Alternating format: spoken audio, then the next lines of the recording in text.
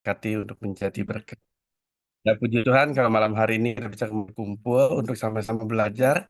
Terkhusus hari ini adalah hari yang sangat spesial untuk kita semua, di mana kita hari ini akan berkati oleh hambanya Nabi Yakub dalam topik perayaan 7 minggu turunnya Taurat.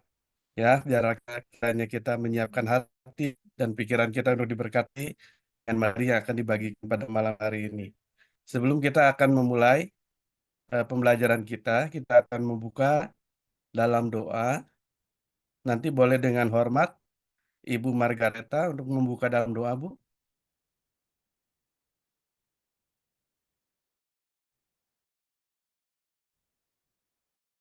Iya, silakan Ibu Margareta.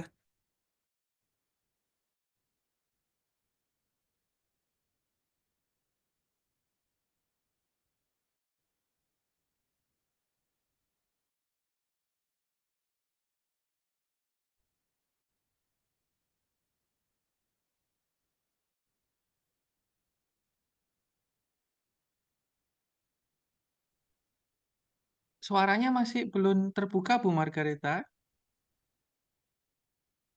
Ibu, maaf suaranya buka dulu.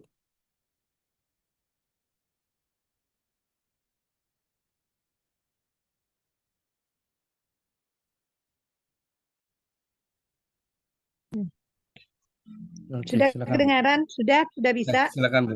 Boleh, silakan. Ya. Bapak di surga, terima kasih untuk malam hari ini, untuk kesempatan yang indah pada malam ini.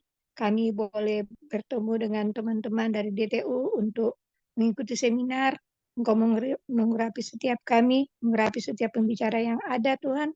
Untuk setiap apa yang kami boleh dengar pada malam hari ini, boleh menambah wawasan kami, Tuhan, sebagai umat-umat-Mu.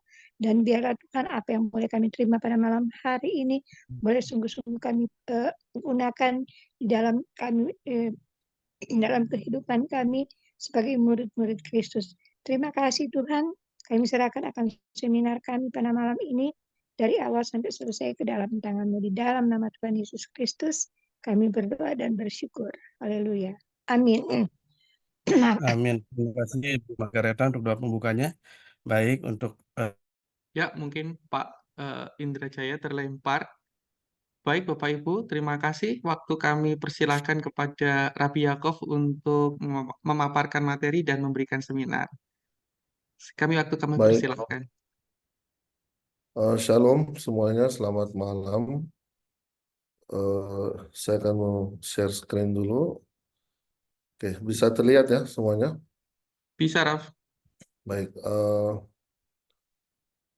jadi malam ini kita akan membahas tentang Shavuot atau Hari Pentakosta atau Hari Raya ke-50 atau Hari 7 Minggu. Jadi ada berbagai macam sebutannya ini. Eh, Kenapa kita bahas Shavuot? Karena Shavuot ini salah satu hari raya yang dirayakan selain oleh orang Yahudi juga oleh orang Kristen. Dalam hal ini Kristen mula-mula. Jadi ini sangat menarik untuk kita bahas. Yang pertama yang kita lihat apa itu Shavuot. Kalau kita lihat di sini, kalau kita bicara Shavuot, Shavuot itu atau hari raya mingguan ini dirayakan 7 minggu setelah Pesak. Nah, kebetulan Paskah Kristen dan Pesak Yahudi tahun ini itu agak rentannya agak jauh gitu. Biasanya kalau Jumat Agung itu hari Jumat Agung, Pesaknya itu hanya 1-2 hari setelah itu. Tapi tahun ini agak jauh sehingga kita bisa lihat Shavuot dan Pentakosta Kristen itu juga akan mengakibatkan sangat ada rentannya yang waktu jauh juga. Nah, Shavuot ini atau hari raya 7 Minggu ini, sorry, sorry. Jadi dia dirayakan itu 7 minggu atau 50 hari setelah Pesak. Nah, bagaimana menghitung 7 minggu atau 50 hari? Itu menggunakan perhitungan Sefirat HaOmer lewat proses penghitungan Omer. Dan Omer itu dihitung pada malam kedua Paskah. Ya, jadi Shavuot itu terjadi tepat 50 hari setelah Seder. Makanya 1 hari setelah itu 49 hari. Jumlahnya itu Seder, 50 setelah Seder atau malam Paskah. Oleh karena itu dalam bahasa Yunani 50 itu dikenal dengan penta. Pentakos ya. Nah, Shavuot juga itu dikenal oleh teman-teman Kristen sebagai hari raya Pentakos, meskipun asal muasalnya ini ditemukan pada festival panen gandum kuno. Nah, Shavuot telah lama diidentikan dengan pemberian Torah di Gunung Sinai. Jadi orang Yahudi merayakan Shavuot ini sebagai hari turunnya Taurat di atas Gunung Sinai. Baik, kita lanjut. Nah, kalau kita lihat sejarah dari Shavuot ini, Shavuot itu menggabungkan dua perayaan keagamaan utama, yaitu yang pertama panen gandum di awal musim panas, kedua itu pemberian Taurat di Gunung Sinai. Ini 7 minggu setelah Exodus atau keluar, Yetziat Misraim, keluarnya bangsa Israel dari Mesir. Yang pertama untuk menentukan ritual hari raya itu, yang merupakan salah satu dari 3 hari raya Syara Israel kuno atau Shalos Regalim, itu di mana laki-laki Israel itu diperintahkan untuk menghadap Tuhan di Yerusalem. Jadi ini seperti kewajiban primat ya. Dan ketika melakukan itu membawa persembahan dari hasil panen pertama. Dan yang kedua, menentukan pentingnya hari raya bagi Judaisme itu dihubungkan dengan peristiwa penting dalam ingatan agama Yahudi, yaitu masuknya perjanjian antara Tuhan dan Israel atau pernikahan yang terjadi antara Tuhan dan Israel yang dicontohkan oleh asumsi Israel tentang hukum dari Hashem atau hukum ilahi ini. Tema dan teologi Shavuot sendiri, kalau kita lihat, kita mengasosiasikan hari raya kuno panen gandum ini dengan peristiwa keluar dari Mesir, tradisi Yahudi telah mengilhami Shavuot dengan makna keagamaan yang berasal dari peristiwa mendasar dalam sejarah Yahudi. Dalam hal Shavuot ini merupakan penandatanganan perjanjian. Jadi 2 loh batu yang dipegang oleh Moshe Rabenu atau Nabi Musa itu seperti ketubah. Ketubah itu adalah seperti perjanjian pernikahan antara suami dan wanita. Isi ketubah itu adalah sang suami akan bertanggung jawab kepada istrinya. Seperti itu. Jadi ada perjanjian bahwa sang suami akan mengurus. Nah, itulah isi 10 perintah di mana sang suami, yaitu Tuhan, ketika mengawini Israel, dia menyatakan bahwa dialah Tuhan yang membawa bangsa Israel keluar dari Mesir. Jangan ada ilah lain di situ. Karena Tuhan itu cemburu, dia tidak mau bangsa Israel menyembah berhala atau ilah lain. Lalu dia nyatakan jangan menyebut namaku dengan sembarangan, jangan membuat bagimu patung dan lain-lain, ingat dan kuduskan hari Sabat. Jadi itu hal-hal yang menjadi perjanjian pokok antara Israel dengan Tuhan. Nah, perjanjian formal ini antara Tuhan dan Israel di Gunung Sinai ini merupakan masa yang mengembirakan. Karena inilah saat ketika Tuhan, Allah, dan Israel itu mengadakan pernikahan. Pernikahan hiasan di mana ketika turunnya Taurat itu ada awan putih di atas Gunung Sinai itu seperti khupah ya atau kain putih yang biasa digunakan untuk pernikahan Yahudi. Kemudian eh, musim semi yang penuh harapan ini yang membuat hubungan antara Tuhan dan Israel ini lebih semakin mesra. Nah, tadi dikatakan ini salah satu kewajiban pria Israel untuk pergi ke pria Yahudi untuk pergi ke Yerusalem, karena di dalam kitab Ulangan 16 ayat 16 ini 3 kali setahun ya setiap orang laki-laki di antaramu itu harus menghadap hadirat Tuhan Allahmu ke tempat yang akan dipilihnya. Dan Tuhan telah menyatakan memilih Yerusalem sebagai rumahnya. Sehingga di zaman Bait Suci dulu, orang-orang Yahudi itu dari seluruh dunia itu datang merayakan hari raya 3 Shalos Regalim itu di Yerusalem, yaitu hari raya roti tidak beragi. Makanya kalau kita lihat kenapa pada hari raya Paskah Pesak atau roti tidak beragi, Yesus dibawa oleh orang tuanya ke Yerusalem. Itu karena wajib bagi orang Yahudi di seluruh dunia datang ke Yerusalem. Kemudian hari raya 7 minggu atau Shavuot atau Pentakos ini, dan yang terakhir hari raya Sukkot atau Pondok Daun. Makanya kita dapati ayat di dalam misalnya Yohanes 7, ketika itu hari raya Pondok Daun telah tiba, Yesus dan murid-murid pergi ke Yerusalem. Ini sebuah tradisi wajib orang-orang Yahudi pergi ke Yerusalem. Dan meskipun saat ini tidak ada bait suci di Israel, di Yerusalem, tapi orang-orang Yahudi yang mempunyai tentunya uang yang mampu, mereka tetap pergi untuk merayakan 3 hari raya ini di Israel. Ini secara spesial. Tapi bisa juga dirayakan tentunya di tempat sendiri atau di sinagog. Dan ada suatu pesan dari Tuhan, mitzvah, jangan orang-orang Yahudi yang datang itu menghadap hadirat Tuhan dengan tangan hampa. Jadi harus membawa korbanot atau persembahan atau terumah. Nah, ini syarat tentang Shavuot yang masih harus dilakukan untuk ke Yerusalem. Tradisi Shavuot juga dirayakan di rumah karena Shavuot ini hari raya sejarah kuno. Jadi tidak mengherankan kalau ritualnya itu fokusnya ke masyarakat. Sehingga ada sejumlah tradisi atau kebiasaan yang berkaitan dengan praktek pribadi. Yang paling utama itu yaitu orang Yahudi makan produk mengandung susu di hari raya Shavuot. Jadi segala hal produk susu, keju misalnya dan sebagai ice cream dan kue-kue cheesecake dan lain-lain itu adalah bagian penting dari perayaan Shavuot. Ini sudah menjadi tradisi, bahkan beberapa komunitas Sephardik menikmati makanan itu bahkan diberi air mawar untuk lambang bunga-bunga juga yang dirayakan di Shavuot. Sementara tradisi Shavuot di sinagoga itu pada saat dirayakan di sinagoga ada bacaan khusus termasuk puisi dan dari abad pertengahan, Piyutim, dan juga kitab Rut yang dibaca. Terdapat sejumlah alasan yang mendasari dimasukkannya hal terakhir ini, karena kitab Rut itu terjadi pada waktu panen jelai. Bahwa asumsi Rut ini tentang agama Naomi menceritakan penerimaan orang Israel terhadap Taurat di Sinai, dan bahwa Raja Daud yang diduga meninggal pada waktu tersebut, menurut tradisi Rabi disebutkan di akhir kitab Rut. Tradisi lain adalah berpartisipasinya orang-orang Yahudi dalam Tikkun Laila Shavuot. Jadi ketika masuk hari raya Shavuot, Erev Shavuot, itu orang Yahudi akan begadang semalam suntuk sampai pagi belajar Torah. Kenapa? Karena Shavuot itu salah satu hari raya di mana Halel atau Mazmur dan pujian dibacakan. Dan orang-orang Yahudi itu dilarang tidur karena waktu di Sinai ketika Taurat akan turun, Nabi Musa mengatakan pada orang-orang Israel yang tumbuh di bawah itu jangan pada tidur, harus siap siaga. Dan ada perayaan, ada juga di komunitas Sephardi itu menjadi kebiasaan itu membaca Ketubah le Shavuot. Itu kontrak pernikahan antara Tuhan dan orang Yahudi secara simbolis. Ketubah yang tadi saya jelaskan. Nah, kenapa kita baca kitab Rut di Shavuot ya? Apa alasannya? Rut ini adalah nenek dari Melek David atau Raja Daud.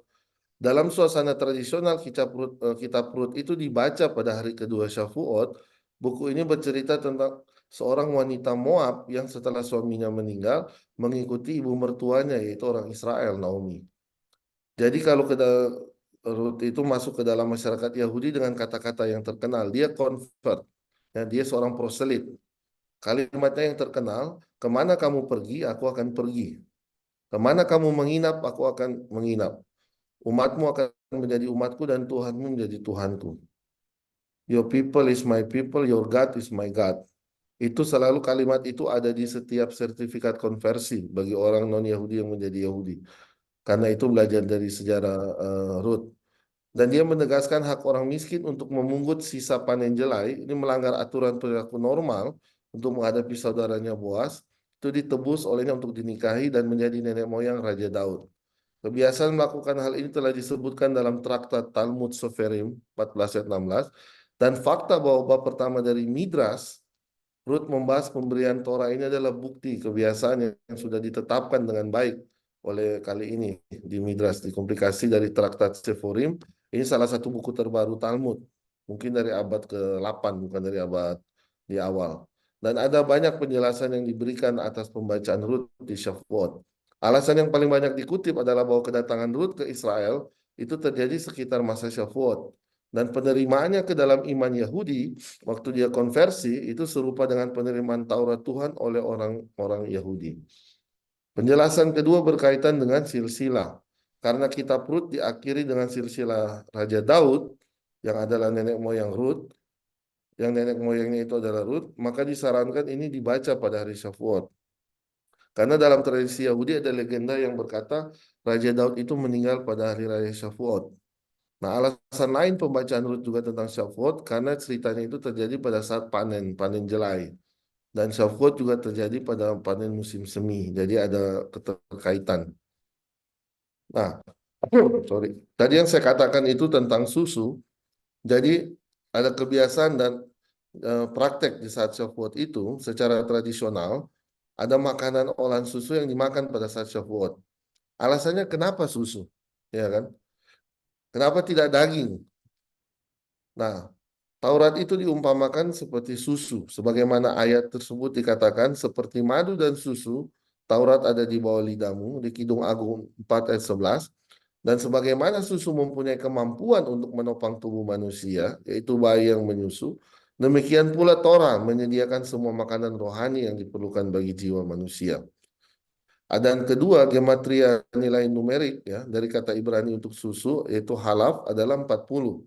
Kita makan makanan olahan susu di Shavuot untuk memperingati 40 hari yang dihabiskan oleh Nabi Musa di Gunung Sinai ketika dia menerima seluruh Taurat. Seperti kita tahu, Nabi Musa menghabiskan 40 hari tambahan lagi di Sinai untuk berdoa memohon ampun setelah masalah anak sapi emas. Dan juga kemudian 40 hari ketiga terjadi lagi ketika dia kembali dengan satu set loh batu yang baru karena yang lama itu dihancurkan sendiri oleh Nabi Musa, makanya dia tidak masuk ke tanah Kanaan. Nah, nilai numerik halaf 40 itu memiliki arti lebih lanjut karena terdapat 40 generasi dari Musa yang mencatat Taurat tertulis hingga generasi Rafina dan Raf Ashi yang menulis versi terakhir dari Taurat lisan yaitu Talmud. Selanjutnya Talmud dimulai dengan huruf mem dan gematria 40 diakhiri dengan mem juga. Jadi bahasa gematria ini adalah hitungan-hitungan yang ada di dalam Kabalah. Jadi setiap angka itu dihitung gitu. Bilangan ini jumlah bilangan yang dihitung. Ini kurang lebih sama seperti eh, peristiwa di kitab Wahyu ketika menghitung bilangan 666 itu adalah gematria dari nama orang. Di mana kalau tidak salah itu Kaisar Nero ya, kalau tidak salah saya sempat belajar sejarahnya. Tapi ini hitung-hitungan seperti ini yang dilakukan oleh orang Yahudi. Jadi bilangan, ada bilangannya gitu istilahnya. Oke, selain itu apa saja kebiasaan dan praktek Shavuot selain di rumah? Jadi untuk menandai sejarah pertanyaan Shavuot, beberapa orang mendekorasi rumah dan sinagoga mereka dengan tema bunga. Jadi penuh bunga di sinagoga ya dan di rumah. Di banyak komunitas Yahudi ada kebiasaan mendekorasi rumah dan sinagoga dengan bunga di Shavuot karena beberapa sinagoga bahkan menghiasi bima atau tempat baca Torah dengan kanopi bunga dan tanaman yang mengingatkan pada hupa. Karena ini pemberian Taurat secara metaforis dipandang sebagai pernikahan antara Tuhan dengan umat Israel. Salah satu penjelasan umum untuk tradisi ini adalah bahwa Shavuot ditetapkan sebagai hari penghakiman pohon di dalam Talmud. Sementara yang lainnya adalah Midras di mana Gunung Sinai yang gersang itu ketika Taurat turun itu keluar semua bunga mekar ketika Taurat itu turun. Tanah yang tadinya tandus gersang menyambut Taurat itu dengan berbagai bunga yang keluar sehingga orang-orang Yahudi tetap melakukan tradisi ini dengan menghiasi sinagoga dan rumah dengan bunga-bunga yang fresh ketika masuk ke perayaan Shavuot ini. Baik, terima kasih dari saya. Saya kembalikan ke moderator. Baik, terima kasih untuk penjelasannya, Bapak Rapi. Mungkin ada dibuka untuk tanya jawab ya, Pak ya. Ya, silakan. Ya, baik. Bapak Ibu, untuk yang mau bertanya seputar materi yang telah dibagikan, silakan Bapak Ibu untuk berraise hand dan dimohon untuk kiranya memberikan pertanyaan sesuai materi yang dibagikan malam hari ini. Terima kasih. Baik, ada Bapak Rapli. Silakan Bapak Rapli.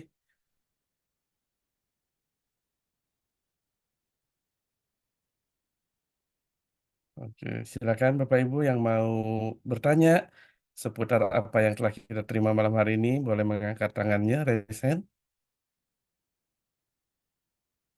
Iya. Sudah bisa open mic, Pak Rafli, monggo. Ya, selamat malam Pak Raffi. Halo. Ya, silakan Pak Rapli. Saya ingin bertanyakan mengenai ini Pak, mengenai Musa naik ke Gunung Sinai Pak. Tadi di slide Bapak itu saya lihat Musa 3 kali ya. Kalau saya selama ini mencatat setahu saya cuma 2 kali Pak. Apa yang saya salah Pak dalam hal ini Pak ya? Karena ketika pertama kali naik kan itu mendapatkan 2 loh batu itu, kemudian dia pecahkan lalu dia naik lagi sekali lagi Pak, di Keluaran 19 dengan Keluaran 34. Tapi Bapak Raffi mencatat 3 kali Pak.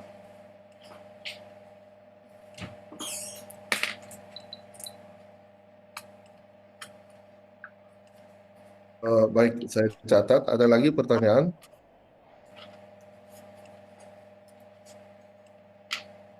Silakan Bapak Ibu yang lain mungkin yang mau bertanya.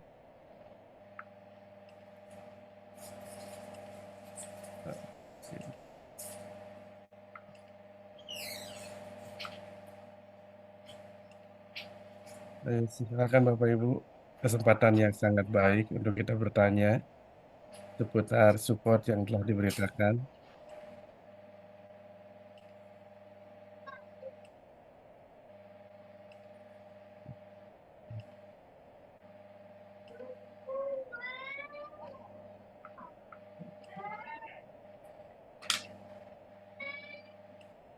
Iya, belum ada yang bertanya lagi nih Pak.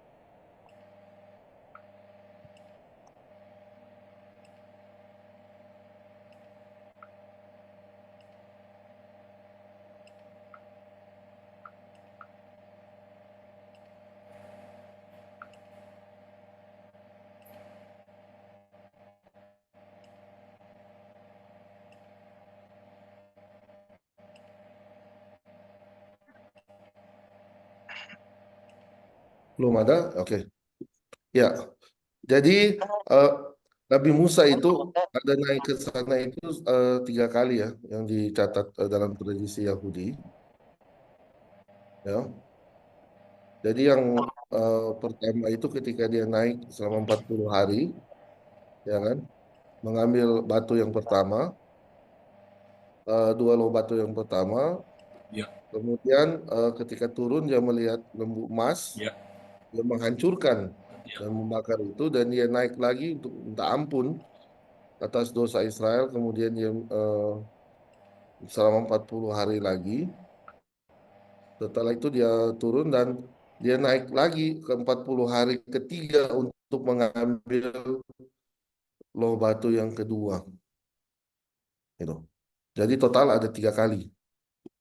Nah, ada masanya ketika dia naik untuk meminta pengampunan atau minta selihot itu atas dosa-dosa Israel, itu tercatat ada di itu yang dilakukan di hari raya juga Tisha B'Av. Tisha B'Av itu di 9 Av, di salah satu hari di mana Nabi Musa naik untuk minta pengampunan dosa itu. Jadi yang kedua itu dia minta ampun atas dosa itu, baru dia turun dan dia naik lagi untuk menerima yang kedua. Yang ketiga, sorry, sorry, ya, loh batu yang kedua pada saat dia naik yang ketiga kali. Jadi yang keberapa Pak? Yang kedua atau yang ketiga Pak? Dia menerima lagi loh batu Pak. Ketiga, Yang ketiga kali berarti yang kedua ya, kalinya itu nggak ada apa-apa Pak, nggak menerima apa-apa ya. dia. Dia minta pengampunan di atas. Itu di keluaran berapa Pak ya? Kalau saya catat ini saya di apa di 19 sama 20 ini Pak. Itu yang pertama saya lihat. Yang Ya, ada kedua di itu di 19, 24. ada 24 juga di sini kan, ada di keluaran 19, 3 sampai 6, 7 sampai 13, 19, 20 sampai 23, baru 20, 21 sampai 23, ada keluaran 24 juga, 1 sampai 11, dan 12 sampai 32 ayat 30. Oke Pak, ini kira-kira Pak ya, kan 40 hari Pak.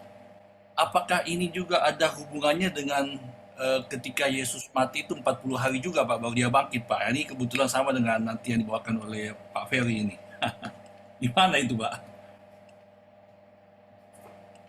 Eh, saya sih bukan Kristen ya, saya Yahudi, tapi setahu saya tidak 40 hari ya Yesus bangkit dalam ajaran Kristen. Hmm, Ya kan? Mungkin bisa koreksi kalau saya keliru, tapi Iya, betul, Raf. bangkit hari ketiga bukan ke-40 dalam dalam iman Kristen ya, yang setahu saya. Iya, betul, Raf.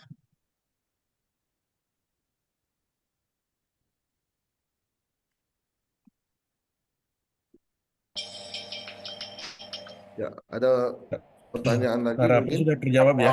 Ya, sudah Pak. Oke, baik. Rabi ada lagi yang mau bertanya. Dan salah satunya ini di chat room ada yang bertanya. Oh ya, Pertanyaannya dari Bapak Lukas Ricardo. Pertanyaannya, apakah ada hubungan antara puasa Yesus 40 hari dengan naiknya Musa selama 40 hari, Pak? Terima kasih. baik.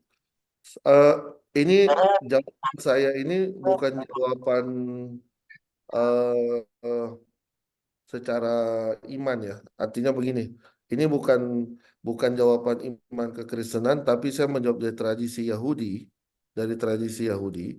Periode Nabi Musa naik 40 hari itu waktu ini perlukan dia untuk bertemu dengan Tuhan untuk mendapat dua loh batu dan lain. Dan setahu saya periode 40 hari yang dijalani oleh Yesus di padang gurun itu waktu persiapan dia sebelum melayani gitu.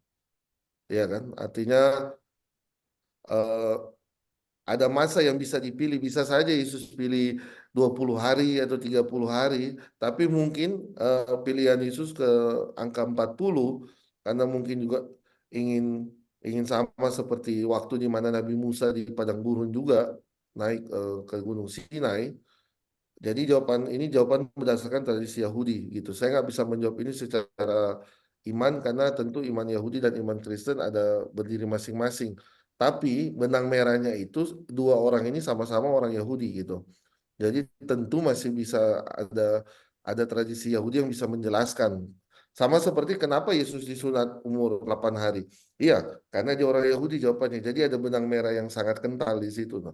Sehingga menurut saya pelayanan yang akan dilakukan oleh Nabi Musa sebelum dia menghadap Firaun dan pelayanan yang dilakukan oleh Yesus sebagai rabi sebelum dia melakukan tugasnya mungkin mereka sama-sama mempersiapkan waktu yang sama. Tapi kan tujuannya beda kan. Kalau 40 hari itu waktu Musa ketemu Tuhan, sementara 40 hari itu setahu saya waktu Yesus mempersiapkan diri, tapi dia malah dalam cerita di Injil kan malah digoda oleh iblis ya, gitu. Selama masa masa masa ininya apa ya masa puasanya ya bisa dibilang kan. Baik. Ya, gitu. Terima kasih, Rabi. Dan ini juga ada yang mau bertanya, sudah angkat tangan. Bapak Yudhistira, silakan Pak Yudhistira untuk boleh bertanya ke Rabi. Ya, silakan Pak. Dibuka dulu mic-nya. Oke. Dibuka dulu Pak mic-nya. Nah, silakan Pak. Nah, silakan Pak. Sudah Pak ya? Sudah? Ya, Ya, ya. silakan Pak. Pak Yudhistira, Ya, terima silakan. kasih atas waktunya Pak. Selamat malam. Selamat Pak, malam. saya mau dialog sama Bapak nih kesempatan ini karena penjelasan materi dari Bapak itu ya cukup menarik juga bagi saya. Itu saya hanya mau mengklarifikasi. Artinya apa yang dikisahkan tadi dalam peristiwa itu, apakah itu adalah ibadat Israel kuno yang pada saat itu kita bicara saat itu Pak ya, tidak bicara saat ini kita ke belakang. Jadi pada saat itu apakah itu juga menurut pandangan saya itu adalah masih bentuk kejawen Pak. Jadi kita tidak berbicara tentang Yesus dulu, kita berbicara saat itu apa yang terjadi. Itu saya lihat merupakan satu ibadat tradisi Israel kuno ya, itu. Karena belum ada tentang Yahudi Mesianik dan Yahudi Rabinik. Apa Bapak bisa memberi pemaparan pencerahan bagi saya? Bagaimana Pak konstruksi itu misalnya itu? Pak? Baik. Terima kasih pertanyaan yang sangat bagus, Pak. Kami sendiri di dalam Judaism memisahkan antara ancient Judaism itu Judaism kuno dengan modern Judaism ya sekarang dengan masa Yahudi Rabbinik sekarang. Nah, memang masa Bait Suci Yerusalem itu adalah periode ancient Judaism di mana iman Judaism itu berpusat pada korbanot, pada korban. Korban apa? Korban hewan. Sementara modern Judaism setelah kita kehilangan bait suci, kita mengganti struktur kita bukan lagi menyembah apa bukan dengan korban tapi diganti dengan doa. Jadi ritual korban diganti ritual doa. Nah, memang di dalam Shavuot ini Shavuot ini dulu kalau ada di zaman Bait Suci itu dilakukan tentu dengan ada korban ya. Dengan ada korban, jadi orang Yahudi harus ke Israel bawa korban. Dan hal ini masih terjadi di zaman Yesus sendiri, di mana itu masih masuk ke Ancient Judaism, ketika berkumpul waktu itu orang-orang Yahudi dari seluruh dunia.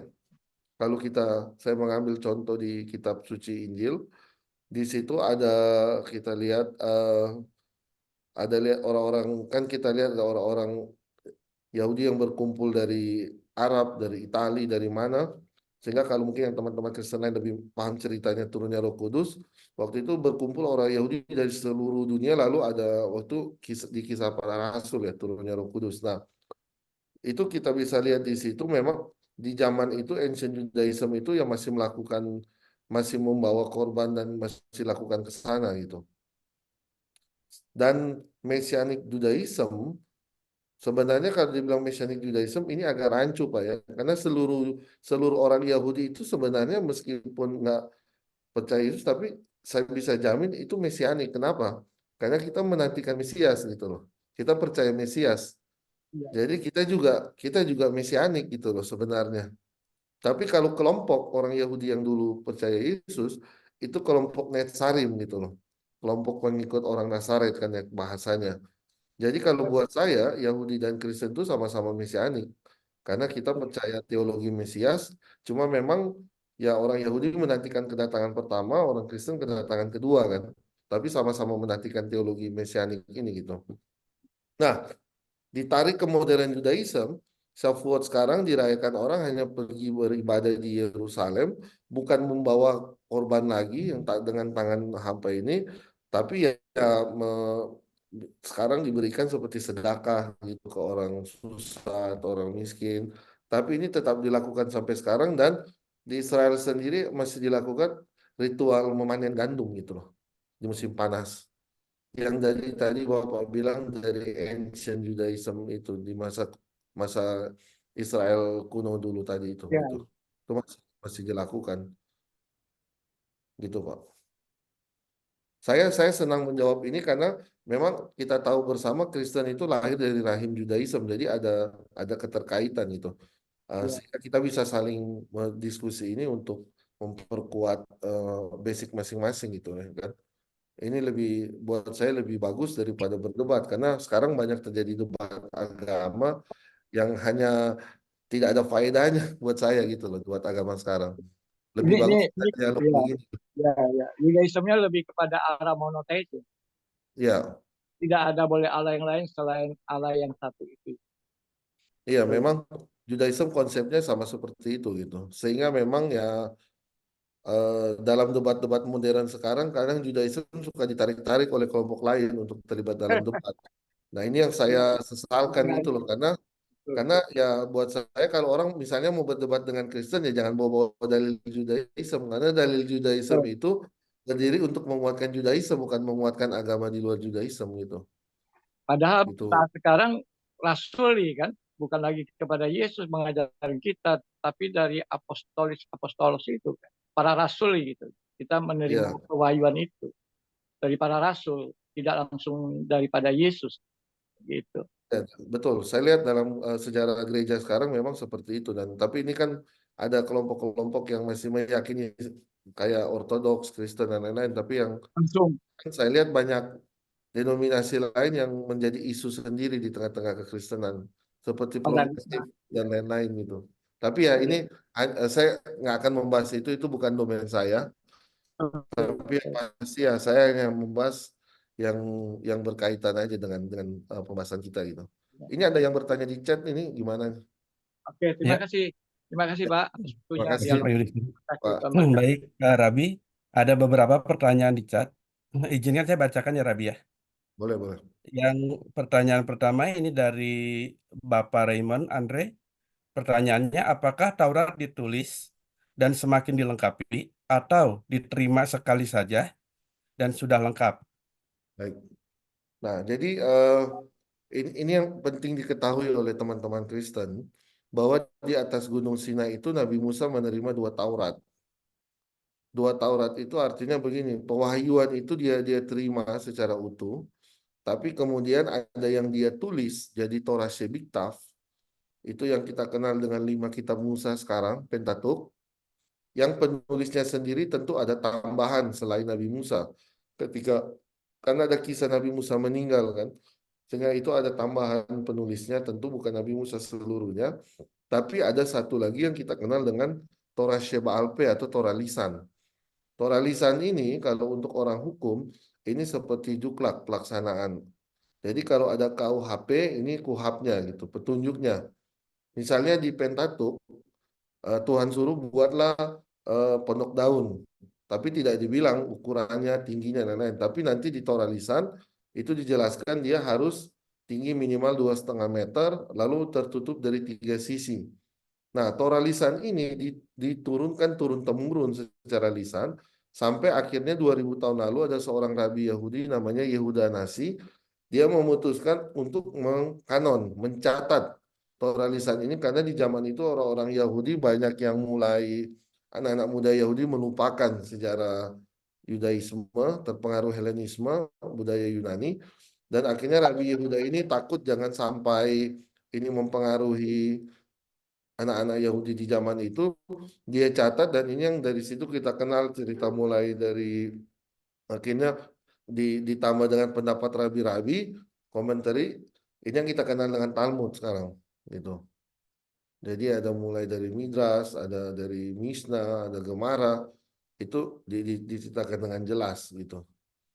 Tapi sudah ditambahi komentari rabi-rabi untuk sekarang tentang komentar cara melakukan Torah tersebut. Jadi itu proses turunnya Torah.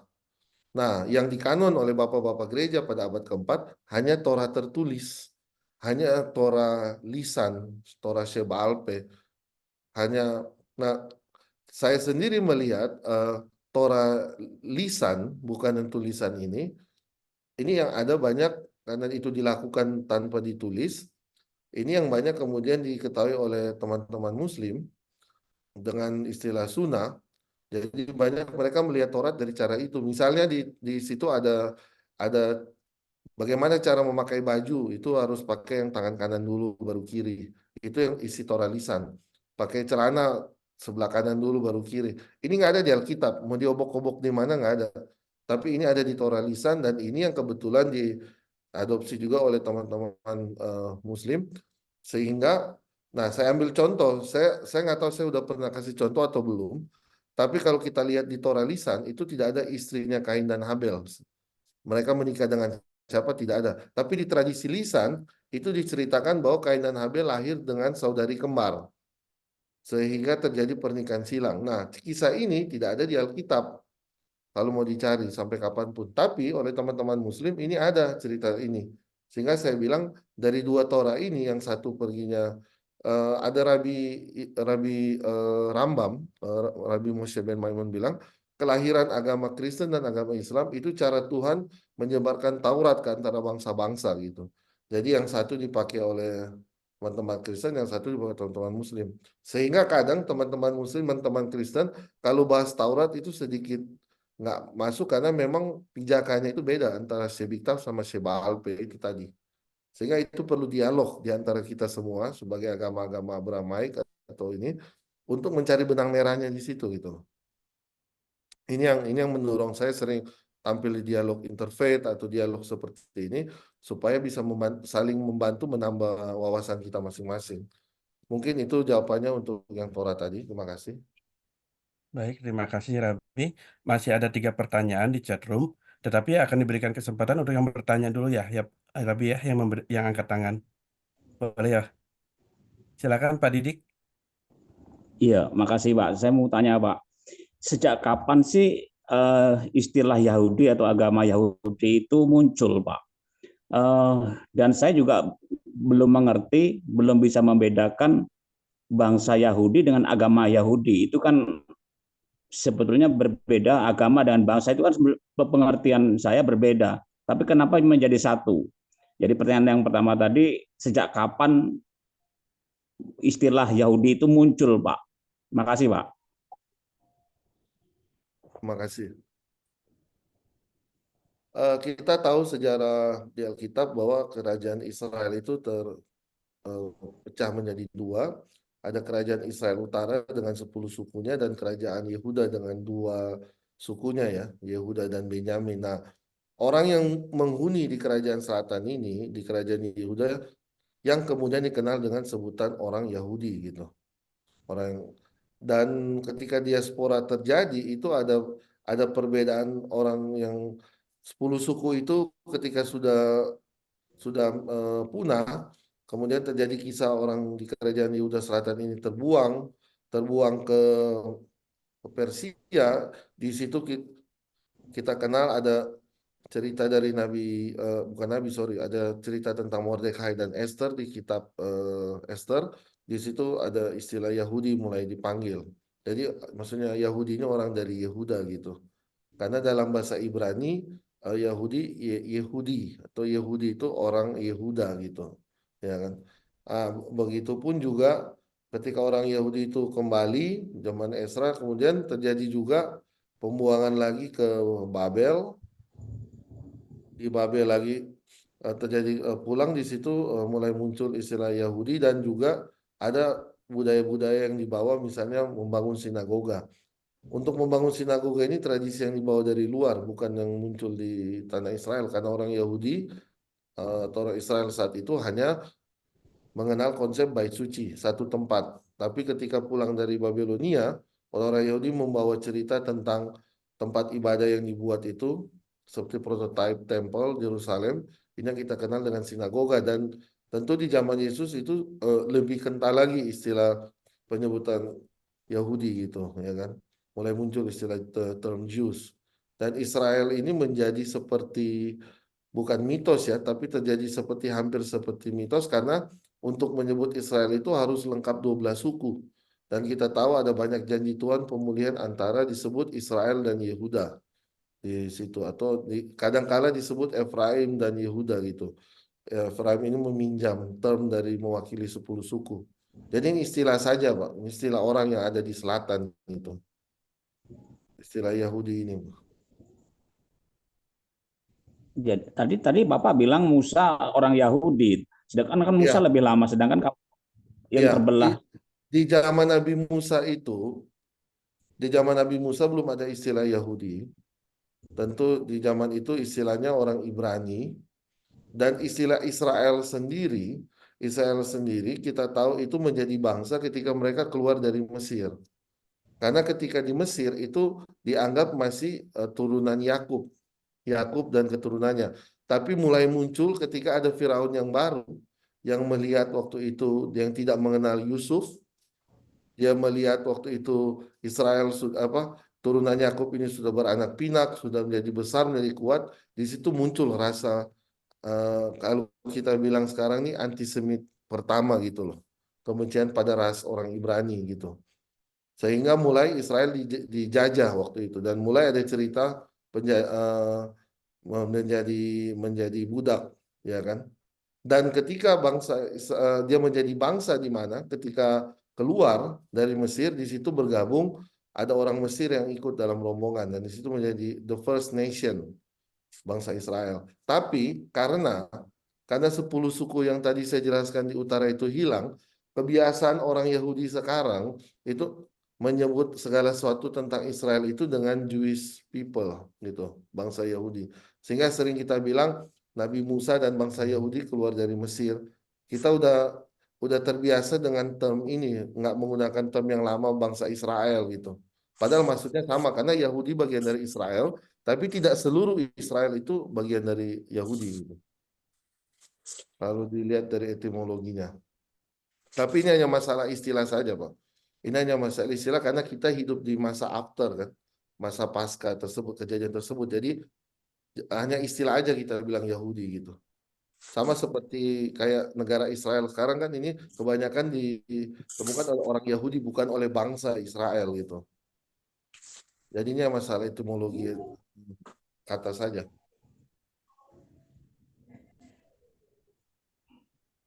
Baik, terjawab Pak Didik. Jadi kemungkinan sejak zaman Salomo ya Pak ya, karena itu zaman Salomo kan Bait Allah mulai dibangun itu Pak. Jadi mungkin Yahudi, agama Yahudi mulai dari situ ya Pak, kira-kira ya Pak. Oh, kalau agama sebenarnya bukan, ya sorry saya lupa menjawab. Kalau keyakinan itu sebenarnya bukan Yahudi, kita bilangnya Judaism gitu. Judaisme, dan Judaisme ini kalau pinjam istilah tadi ada Bapak yang bertanya itu, ada masa ancient Judaism itu sudah dari zaman Nabi Musa bisa kita bilang agama ini gitu kan.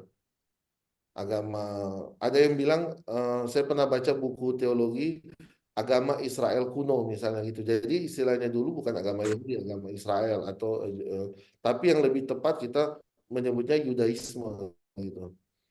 Tapi Yudaisme ini kalau saya jujur Pak ya, memang kembali lagi ke etimologi katanya ini bicara iman dari orang di kerajaan selatan Pak. Karena gini, di zaman Yesus kita ingat kan percakapan Yesus dengan perempuan Sirofenesia atau orang Samaria. Dia bilang, orang perempuan ini bilang, eh, nenek moyang kami menyembah di sini yaitu Israel di Gunung Gerizim, sementara nenek moyangmu menyembah di Yerusalem. Jadi memang Yudaisme sendiri itu lebih dari kerajaan Yehuda imannya. Karena ada orang Israel dari 10 suku itu nggak ibadah di Bait Allah Yerusalem, mereka ibadahnya di Gunung Gerizim, di Sumur Yakub. Di sana ada Sumur Yakub, ya kan? Jadi memang agama ini mulai muncul setelah pemisahan itu kalau kita lihat Yudaismenya itu sendiri. Bisa disimpulkan seperti itu, Pak. Ya, makasih Pak. Ya, makasih. Baik, sebelum ke Pak Erikson, izinkan saya membacakan pertanyaan di chat room, Pak. Oh ya, Pertanyaan dari Bapak Yusak Parinding. Pertanyaannya, apakah ada arti dari angka 40? Karena Musa naik ke Gunung Sinai 3 kali, masing-masing 40 hari. Demikian juga saat orang Israel di tanah Mesir 40 tahun, di Midian 40 tahun, demikian di padang gurun 40 tahun. Demikian Pak pertanyaannya. ya. Kalau kita lihat sendiri dalam sejarah Yahudi sebenarnya tidak ada terlalu spesifik ya penjelasan tentang angka misalnya. Kenapa 7 hari, hari ketujuh Sabat, kenapa 7 cabang kaki Dian dan lain-lain gitu. Begitupun tentang 40 hari, kenapa harus 40 hari Nabi Musa naik. Ini tidak ada suatu ini istilahnya di Torah ini sudah ada kita tahu ada hukum mishpatim, ada hukat ketetapan. Ya, itu yang ditetapkan oleh Tuhan tanpa alasan harus kita cari tahu kenapa 40 hari. Ketika Tuhan menahan 40 tahun pun ya itu hukuman Tuhan itu.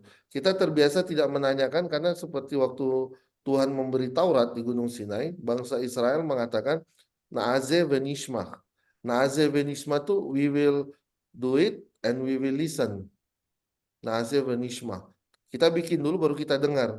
Jadi jangan kalau kita mau dengar dulu orang perintah kita pakai logika, nggak benar nih, kita putuskan nggak benar. Tapi begitu Tuhan suruh, kita bikin dulu baru kita dengar atau dengan kata lain, bikin dulu baru mikir belakangan. Sehingga ketika kenapa Nabi Musa naik ke 40 hari, kenapa tua-tua Israel kena hukum 40 tahun? Kita nggak cari tahu alasannya dulu gitu loh. Yang pasti ini ketetapan yang Tuhan suruh. Sama seperti ketika dia mengeluarkan nenek moyang kita dari tanah Mesir, kenapa roti tidak beragi kan? Yang disuruh gitu loh. Kenapa pakai darah domba ditaruh? Jadi banyak kan perintah Tuhan tuh not for bukan untuk dipertanyakan gitu. Tapi memang ada cabang dalam Kabbalah, dalam Judaism seperti Kabbalah itu yang suka mencari gematria, perhitungan-perhitungan itu gitu loh. Misalnya kayak kayak orang modern sekarang nih kalau mau pakai gematria, internet tuh www kan. W itu wow itu gematrianya 6 misalnya kan kalau kita hitung kan wow alef bet gimel dalet wow. Jadi www itu 666. Wah, langsung masuk connect tek, tek, tek. Seperti itu kalau orang mau main gematria. Tapi kadang juga efeknya ya eh, ini apa kelompok khusus yang untuk bahas-bahas soal gematria ini yaitu di Kabbalah gitu.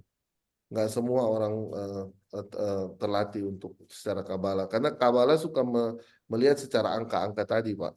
Kenapa 40 gitu loh? Kenapa 40? Dicari gematrianya itu tadi. 40 tuh susu tuh gematria 40. Sama kayak waktu Nabi Musa naik, makanya kita minum susu waktu Syafuat. Itu kalau orang yang melihat secara gematria. Sorry. Mungkin ya bertepatan saja, mungkin semua serba 40 ya, Pak. Iya, bisa jadi. Ya, ya. Terima kasih, Pak. Terima kasih. Baik. Baik, selanjutnya pertanyaan masih di chat room, Rabi. Pertanyaannya dari Dep Bey. Tadi Rabi bilang, penerimaan dua loh batu itu seperti pernikahan antara Tuhan dengan umat Israel. Musa di atas gunung selama 40 hari sebelum menerima dua loh batu itu. Kalau dari budaya Yahudi, apakah sebelum melakukan pernikahan ada suatu ritual yang dilaksanakan selama 40 hari? Tanda tanya, mungkin persiapan-persiapan apa atau kegiatan-kegiatan lainnya di masa 40 hari itu? Itu pertanyaannya, Rabi. Terima kasih. Mohon maaf. Ada akibat erupsi gunung, jadi agak penuh abu nih di Manado beberapa hari. Nah, kalau dalam tradisi pernikahan Yahudi itu ada namanya pingitan ya, kayak orang Jawa, tapi cuma 7 hari. Cuma 7 hari, nggak 40 hari. Sekali lagi saya katakan 40 hari ini bukan tradisi sebelum menikah, tapi waktu yang diperlukan Nabi Musa selama dia naik ke atas gitu loh, untuk menerima ini. Jadi bisa dibilang 40 hari ini udah dengan persiapan dia naik dan dia turun gitu loh. Jadi ada yang terjadi di atas pun itu sama 40 hari, ya kan? Sampai dia menerima. Jadi nggak itu kan hanya seperti gambaran pernikahan, tapi tidak betul-betul syarat untuk menikah itu harus ada persiapan 40 hari sebelumnya. Hanya untuk gambaran saja untuk gambaran pernikahan. Tapi ya untuk pernikahan sekali lagi saya katakan 7 hari masa masa persiapannya untuk dipingit. Nggak boleh saling ketemu antara dua calon pengantin ini selama 7 hari.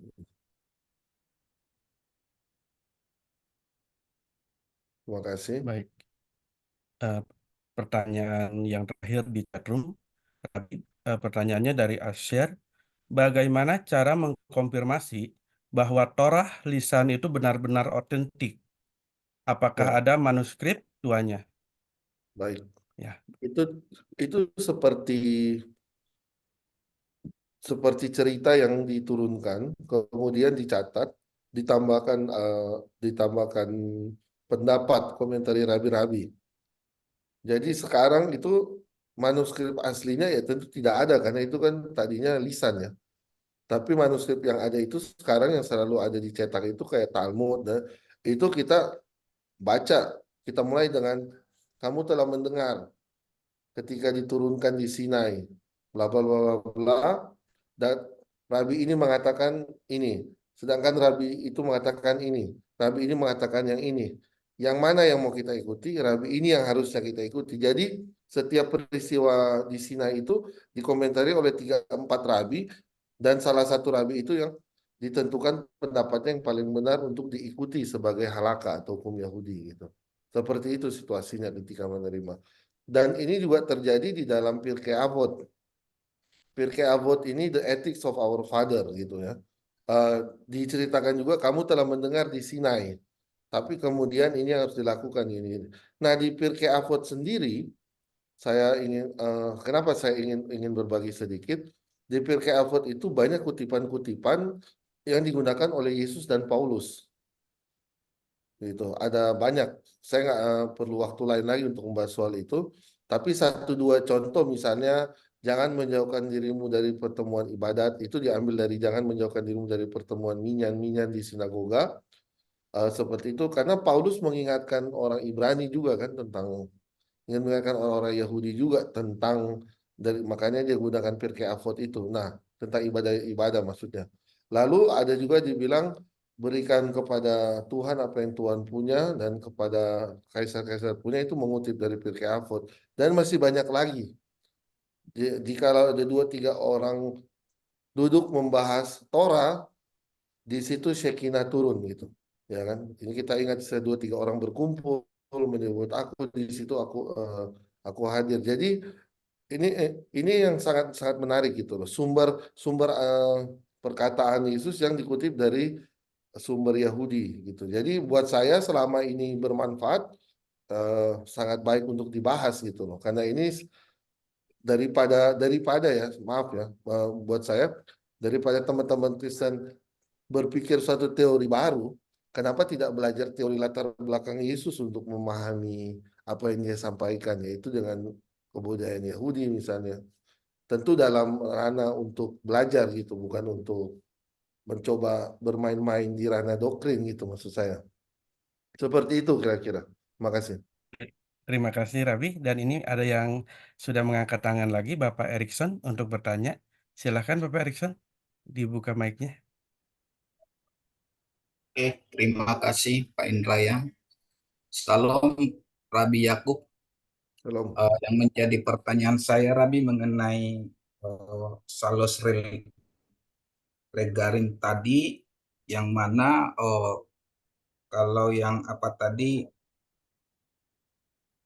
Pentakosta itu, hari Pentakosta atau seperti tadi yang dikatakan bahwa itu pembacaan kitab Rut, yang mana kepercayaan Naomi diapakan ke Rut dan mengenai silsilah Raja Daud dan penerimaan Taurat sama seperti penerimaan Rut akan Allahnya Naomi seperti itu.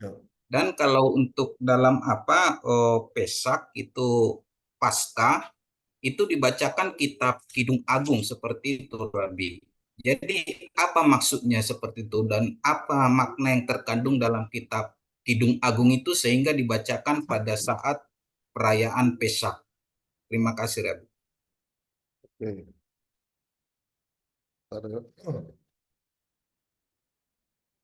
Baik, jadi memang di Shavuot kita itu membahas tentang Rut itu karena alasan dia nenek moyang Raja Daud dan Daud meninggal di Shavuot. Dan kenapa di Pesach kita membaca tentang Kidung Agung atau Sirah Sirim itu menurut pendapat rabi-rabi klasik ya, rabi-rabi klasik dulu ini karena bicara tentang keluar dari Mesir, Exodus tersebut.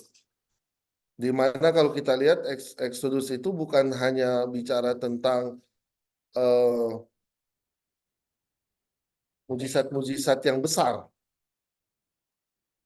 ya, bukan cuma soal laut terbelah, soal ada tulah, tapi lewat kejadian bangsa Israel dikeluarkan dari Mesir, itu terjadi pertumbuhan yang intim antara Tuhan dengan Israel, ya kan? Kita ingat di Keluaran 7:14, kamu diam saja, aku yang akan berperang ganti kamu, kata Tuhan. Dia yang menggantikan Israel untuk berperang melawan Firaun, tentara Firaun. Jadi muncul keintiman di situ karena ini Israel baru lahir jadi bangsa, masih muda. Sehingga dengan dengan hubungan tersebut, maka kita mengulang-ulang setiap Pesa membacakan Sirah Sirim tersebut untuk masuk ke suasana bagaimana suasana intim antara Tuhan dengan Israel gitu loh. Yang puncaknya itu, makanya puncaknya ketika kita masuk dari Pesach ke Shavuot, di Shavuot itu terjadi pernikahan tersebut. Karena awalnya munculnya di Exodus tersebut, dikeluar dari Mesir. Itu kira-kira. Terima kasih. Oke, terima kasih. Baik, terjawab Bapak Erikson. Baik, pertanyaan di chat room sudah habis. Belum ada yang bertanya lagi. Apakah mungkin Bapak Ibu masih ada yang mau bertanya? Ya, kalau boleh saya bertanya. Lagi kalau saya di Oke, silakan, boleh respon, silakan ya. Pak Erikson. Silakan. Ya, terima kasih Pak. Pertanyaan satu lagi, Rabi. Kitab atau kitab Tanak itu kan ditulis abad ketiga sebelum Masehi itu dalam bahasa Yunani atau Septuaginta. Kalau boleh saya tanya, Rabi, tulisan yang aslinya atau tulisan Ibrani, apakah ada tulisan yang diwariskan sebelum Masehi atau yang ditulis oleh Ezra itu ada sampai sekarang? Apa kitab Tanakh itu diterjemahkan dari Septuaginta ke Ibrani. Seperti itu, Rabi. Makasih. Ya, menurut saya tadi pertanyaan ini terbalik ya. Terbalik karena Tanakh itu aslinya itu semua dalam bahasa Ibrani dan beberapa kitab dalam bahasa Aramaik, misalnya kitab Daniel, ya kan? Kalau kita tahu Daniel itu dalam bahasa Aram, bukan bahasa Ibrani, tapi kemakan di saat itu. Tapi ada atas permintaan dari bukan Firaun ya, bukan Firaun, tapi ada permintaan seorang penguasa di Mesir waktu itu, di Alexandria tepatnya, sehingga dia untuk memenuhi koleksi perpustakaannya dia mendatangkan rabi-rabi dari Israel dan meminta mereka untuk menerjemahkan. Dan banyak rabi-rabi waktu saat itu menolak karena ini suatu hal yang tidak pernah dilakukan sebelumnya. Lalu kemudian atas nama ya dibilang ilmu pengetahuan dan lain-lain, maka diharapkan raja tersebut punya salinan kitab Tanakh, tapi dia tidak mengerti bahasa Ibrani, sehingga setelah berhasil dibujuk, para rabi akhirnya menerjemahkan Tanakh dari bahasa Ibrani ke bahasa Yunani. Kemudian kita kenal dengan adanya Septuaginta saat itu. Dan memang Septuaginta ini yang kemudian dikanon oleh bapak-bapak gereja. Bapak-bapak gereja bukan mengkanon dari kitab Tanakh langsung ya, baik itu misalnya Masoretik atau teks lain. Itu yang terjadi yang menurut saya yang saya pelajari di dalam sejarah. Dan di dalam Septuaginta ketika terjadi itu terikut kitab-kitab apokripa gitu, yang kita kenal dengan Deuterokanika, ya makanya kalangan Ortodoks, kalangan awal Katolik yang yang menyalin dari Septuaginta itu memiliki kitab-kitab Deuterokanika tersebut gitu. Dan ketika Protestan lahir, Protestan kembali mengikuti pola yang ada di tanah gitu, tanpa Deuterokanika. Itu setahu saya, Pak. Terima kasih. Baik, silahkan yang mau bertanya tadi. Ya, terima kasih. Eh, Raf, terima kasih. Saya Ya. sangat dikuatkan seperti yang saya juga pelajari. Ketika saya menemukan ternyata baik perumpamaan-perumpamaan yang Yesus ajarkan kepada murid-murid itu ternyata juga dari kutipan-kutipan atau penyempurnaan yang dipandang mungkin pada saat itu yang ada di dalam ajaran-ajaran rabi-rabi. Nah, kami mohon bimbingan Raf, karena ini kami juga ingin melihat wacana dari Sefaot ini, bagaimana Omer itu dipahami untuk dihitung dan bagaimana apa yang dimaksud persembahan buah sulung dan bagaimana cara sedekah atau seputar Sefaot ini agar kami boleh memahami apa yang dilakukan oleh para murid-murid kala itu ketika mereka memuncak pada hari Sefaot dalam pemahaman-pemahaman saat Omer itu. Raf, terima kasih banyak, Raf.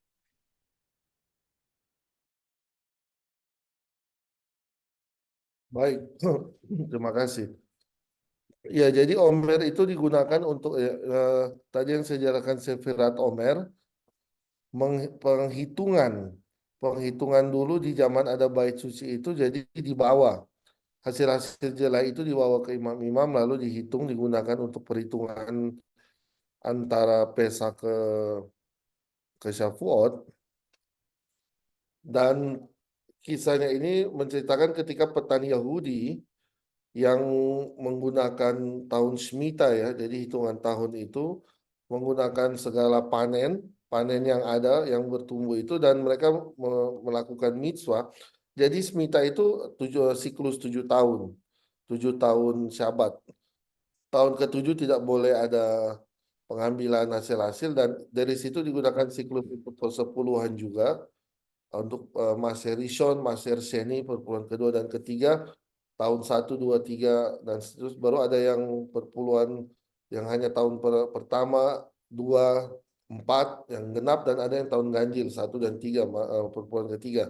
Begitupun pengambilan buah sulung ya, atau bikurim itu, first fruit itu diambil mengikuti tahun Shemitah tersebut. Jadi ada polanya. Tahun ke-7 tidak boleh diambil. Dan ini hanya dilakukan oleh petani Yahudi. petani Yahudi yang punya tanah di Israel. Di luar Israel tidak dilakukan mitzvah ini. Jadi petani Yahudi yang di Mesir, yang di Suriah juga tidak melakukan. Ini kewajibannya sama seperti persepuluhan sama Aser.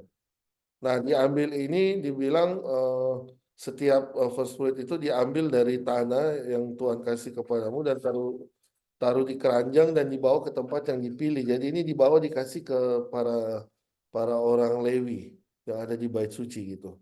Ini mirip sekali ritual ini dengan persepuluhan gitu.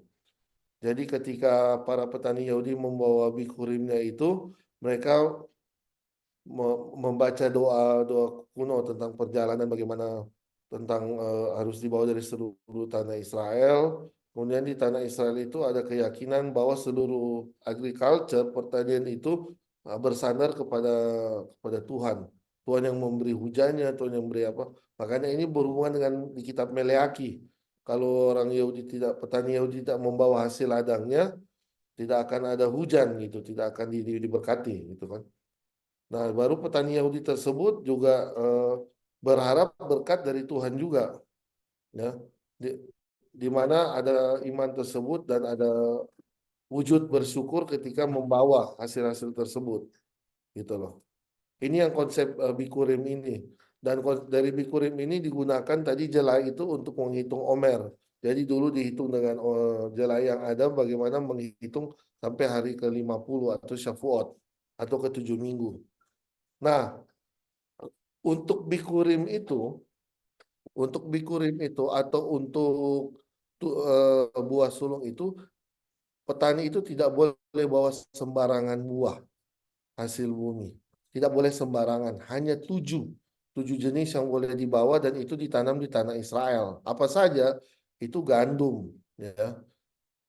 Gandum, jelai, kemudian anggur, kemudian ada buah ara, kemudian ada buah delima, zaitun dan kurma. Cuma 7 ini. Anda punya durian tanam di Israel, nggak boleh bawa ke orang Lewi. Gitu loh. Durian rambutan itu tidak akan di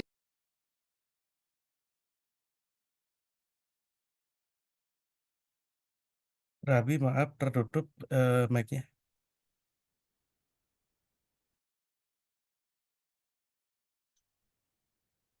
Halo, tes. Bisa dengar? Ya, silakan Rabi. Tadi agak ini saya harus cari signalnya. Ya, jadi terbatas di 7 hasil tersebut untuk buah sulung ya. First fruit atau ini bikurim. Jadi itu dibawa dan itu hanya ditanam di Israel. Jadi 7 hasil yang jadi buah kurma yang ditanam di Israel atau buah anggur, buah ara itu yang ditanam, itu yang dibawa, dan ini yang khusus boleh menjadi dibawa ke orang Lewi, dan ini benar-benar menantikan berkat yaitu hujan. Jadi berkat yang ditunggu oleh petani bukan berkat apa? Berkat hujan yang ada di kitab Meleaki itu. Karena kalau petani Yahudi tidak rajin membawa itu, Tuhan akan menutup tingkap langit dan tidak turun hujan, gitu. Saya kira seperti itu. Dan konsepnya ini antara orang-orang Yahudi itu merasa ada persatuan lewat konsep membawa tersebut, gitu. Yang bikin semangat para petani. Kira-kira seperti itu untuk Ya, terima konsep. kasih, Raf. Jadi Ya. pemberian buah sulung itu bukan seluruh hasil panen, tapi ada beberapa hasil panen dan itu jumlahnya cuma seomer itu ya, Raf ya, bukan seluruh hasil panen yang Ya, itu ya, Raf. ya, Oke. jadi bukan nggak semua di bawah hasilnya kan, sama seperti persepuluhan kan, itu jumlahnya 1/10 dari hasil itu.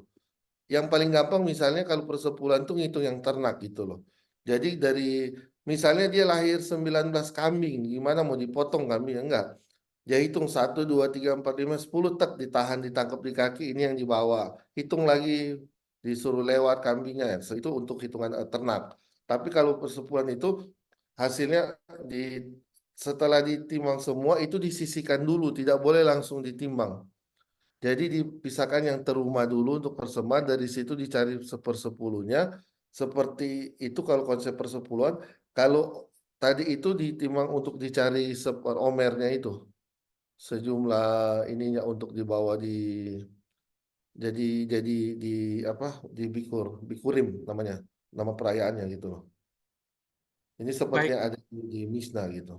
ya, terima kasih banyak, Raf. Satu lagi, Raf, Ya, karena Sefaot adalah peristiwa peringatan turunnya Taurah, dan di dalam peristiwa Taurah itu turunnya Taurah sendiri, ada sebuah narasi daripada Taurat lisan di mana bangsa Israel tertidur saat di pagi hari itu mereka eh, menerima Torah sehingga harus dibangunkan dengan tiupan sangkakala. Nah, Raf, apakah itu juga merupakan juga ada kutipan daripada cerita perumpamaan Yesus yang mengangkat sebuah perumpamaan saat dia mengajar 5 gadis bijaksana dan 5 gadis bodoh saat ada pernikahan.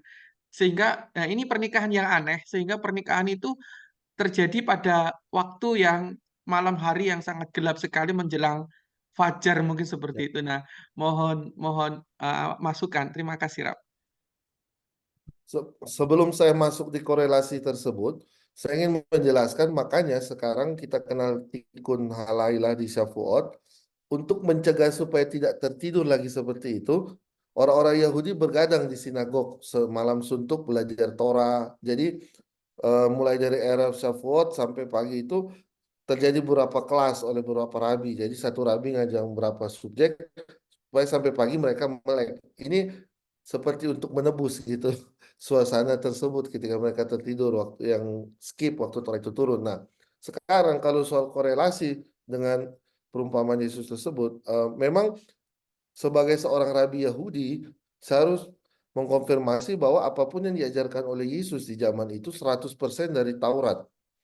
100% dari Judaism. Yang membedakan konsep Christianity awal dengan Judaism, di mana ajaran Yesus mungkin mulai ada pemisahan sedikit tafsiran. Misalnya kamu telah mendengar firman ini, tapi aku berkata kepadamu, ada konsep baru. Tapi secara overall, kitab suci yang ada waktu itu hanya Taurat, tradisi yang ada waktu itu hanya Yahudi yang digunakan, dan juga Pirkei Avot, Mishnah, dan lain-lain disebut.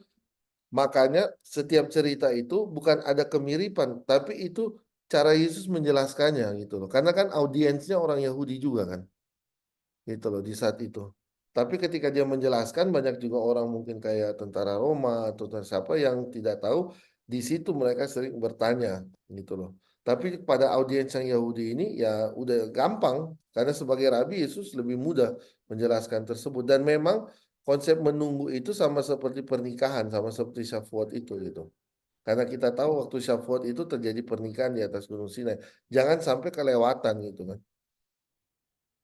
Ya, Raf. Terima kasih, Raf. Ini seperti konsep eskatologi ya, Raf. Kalau mungkin eskatologi gimana proses perjumpaan kembali Sang Mesias nanti entah yang pertama atau yang kedua sebagai bentuk perkawinan antara Ya, umat dengan divine-nya, seperti menunggu masa pernikahan yang sampai malam hari gitu ya, Raf, ya mungkin secara ya. eskatologi Yudaismenya itu gimana, Raf? Apakah itu menceritakan masa eskatologi juga, Raf? Terima kasih, Raf. Kita tahu ada di kisah lain, Yesus mengatakan bahwa aku akan pergi dulu ke rumah Bapa, baru aku kembali menjemput kamu. Ini bicara tentang pernikahan.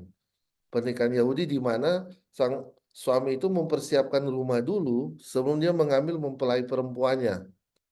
Gitu loh. Dan ini konsep Kristen yang setahu saya bagaimana Yesus itu juga ingin mengawini umat Kristen sebagai mempelainya, mempelai Kristus kan. Kalau kita setahu saya ya, nanti diingatkan kalau saya agak keliru, tapi setahu saya sebagai seorang rabi dalam konteks yang sama, Yesus itu juga seperti mempelai orang apa mempelai gereja ya kan.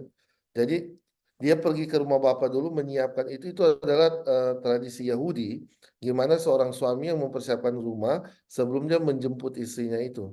Jadi memang eskatologi yang digunakan oleh Yesus itu erat dengan konsep pernikahan Yahudi. Yang mungkin kalau orang tidak belajar kebudayaan Yahudi tidak paham maksudnya apa gitu loh, ya kan? Oke, Itu gunanya makasih, kita Raf. dialog seperti ini supaya bisa saling sharing dan saling menambah lebih. Saya berharap teman-teman yang ikut malam ini bisa lebih ketambahan gitu loh Iya, tentang ya sangat konsep-konsepnya. sangat ketambahan, Raf.